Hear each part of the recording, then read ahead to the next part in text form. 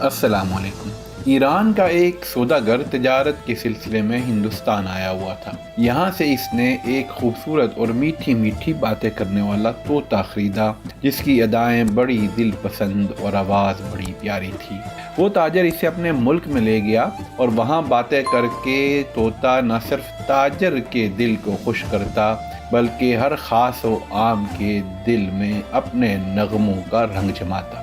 ایک دفعہ وہی سوداگر تجارت کی غرض سے دوبارہ ہندوستان جانے لگا اور روانگی سے قبل اپنے اہل خانہ اور غلاموں سے پوچھا کہ وہ ان کے لیے ہندوستان سے کیا کیا لائے۔ ہر ایک نے اپنی اپنی پسند بتائی۔ اس نے طوطے سے بھی پوچھا، تم بتاؤ تمہاری کیا فرمائش ہے؟ طوطے نے کہا، مالک، میری صرف یہ درخواست ہے کہ دوران سفر جب تم فلاں دریا کے پار جاؤ گے تو تمہیں وہاں ایک پرفضا جزیرہ نظر آئے گا۔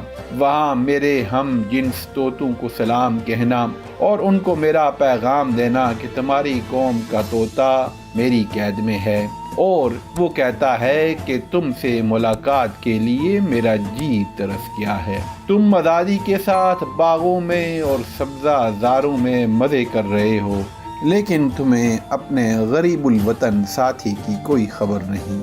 کیا اسی کا نام دوستوں کی وفا ہے کہ میں پنجرے میں پڑا ہوں اور تم باغوں میں عیش کر رہے ہو؟ یارو، کیا یہی انصاف ہے؟ کیا یہی آئین وفاداری ہے؟ سوداگر نے یہ پیغام حیرت سے سنا۔ بہرحال اس نے طوطے سے وعدہ کیا کہ اس کا یہ پیغام اس کے ہم جولیوں تک پہنچا دے گا۔ سوداگر سفر کرتا ہوا جب ہندوستان پہنچا اور اپنے طوطے کے بتلائے ہوئے پرفضا جزیرے سے گزرنے لگا تو وہاں سے طوطوں کے بولنے کی آوازیں آنے لگیں۔ وہاں اس نے انہیں بلایا اور ان سے مخاطب کر کے کہا، اے طوطو، اپنے ایک بچھڑے ہوئے بھائی کا پیغام سن لو۔ جو میرے گھر میں ہے وہ تمہیں سلام کہتا ہے اور تم پر افسوس کرتا ہے کہ تم کو اس کے بغیر سبز شاخوں میں جھولنا کس طرح باتا ہے۔ کوئی اس کی ملاقات کی فکر کرو۔ ابھی سوداگر نے بمشکل اپنی بات مکمل ہی کی تھی کہ درخت کی شاخ پر بیٹھا ہوا ایک طوطا پھڑ پھڑانے لگا اور بے دم ہو کر زمین پر گر پڑا۔ چند لمحے تک اس کا جسم تھر تھرایا، پھر بے جان ہو گیا۔ سوداگر سوچنے لگا کہ بعض اوقات ایسی گفتگو سے تو خاموشی بہتر ہوتی ہے جو فساد اور اضطراب پیدا کرے۔ سوداگر اس پیغام رسانی پر بڑا شرمندہ ہوا کہ اس نے ناحق اپنی زبان سے ایک جان گنوائی۔ تلوار کا زخم بھر جاتا ہے مگر زبان کا زخم نہیں بھرتا۔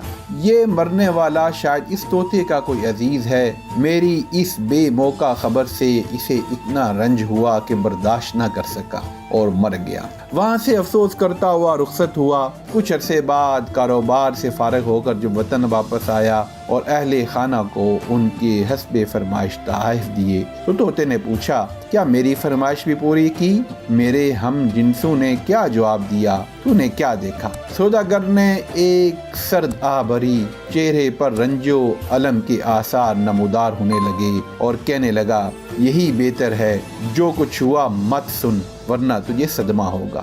میں خود تیرا پیغام دیکھ کر پچھتاتا ہوں۔ اب تک اس کی مذمت میرے دل میں ہے کہ کاش میں نے تیرا پیغام نہ پہنچایا ہوتا۔ طوطا بولا، اے مالک، ایسی خدا نخواستہ کیا بات ہوئی جو تو زبان پر لاتے ہوئے ڈرتا ہے؟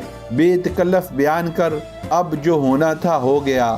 سوداگر کہنے لگا، جب میں ہندوستان کے اس پرفضا مقام پر پہنچا وہاں طوطوں کو تیرا پیغام دیا اور جو تیرا حال تھا سب بیان کیا۔ معلوم ہوتا ہے کہ ان میں ایک طوطا تیرا درد آشنا اور عزیز تھا۔ میری باتیں سنتے ہی پھڑ پھڑا کر گرا اور تڑپ تڑپ کر مر گیا۔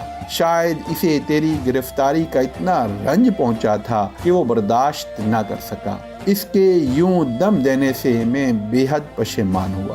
دیکھتے ہی دیکھتے سوداگر کے طوطے کے بدن پر تھر تھری تاری ہوئی آنکھیں پتھرا گئیں۔ صرف ایک آواز ہائے نکالی، قفس کے اندر گر پڑا اور تڑپتے ہوئے بے جان ہو گیا۔ सौदागर ने अपनी आंखों के सामने प्यारे तोते को मरते हुए देखा तो गम्मो अंदोह से नढाल हो गया। टोपी सर से उतार फेंकी, सीने पर बार बार हाथ मारकर रोता और ये कहता, ऐ खुश बयां तोते, तुझे क्या हो गया, ये तूने क्या किया? अगर मुझे खबर होती कि तू यूं दागे जुदाई देगा तो ये मनहूस किस्सा मैं तुझे सुनाता ही ना। गर्ज देर तक तोते के मरने का गम इसी तरह उसे रुलाता रहा।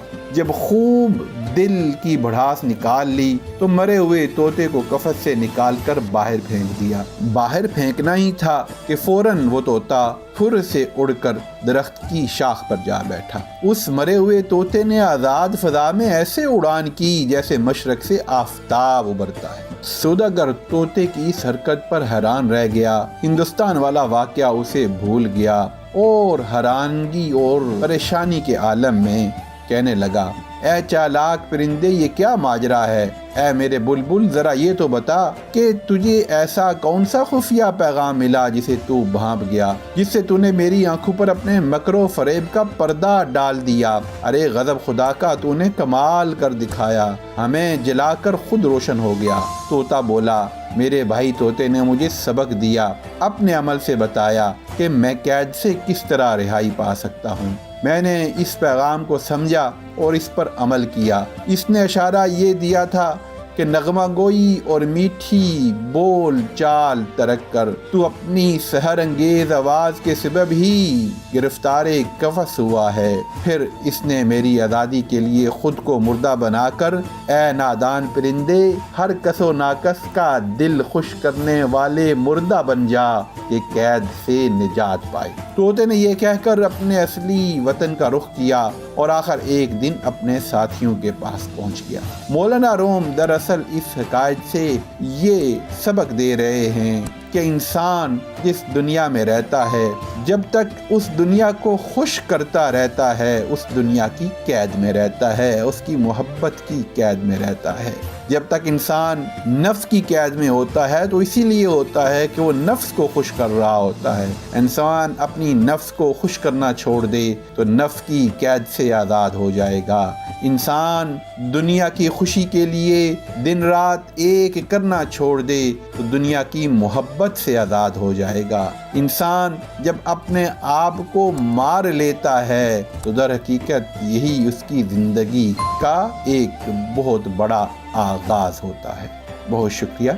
अस्सलाम वालेकुम रहमतुल्लाहि व बरकातुहू। अगर आपको हमारी वीडियो अच्छी लगी तो चैनल को सब्सक्राइब करके बेल आइकन प्रेस कर दें ताकि हर आने वाली नई वीडियो आप तक बर वक्त पहुंचती रहे। शुक्रिया।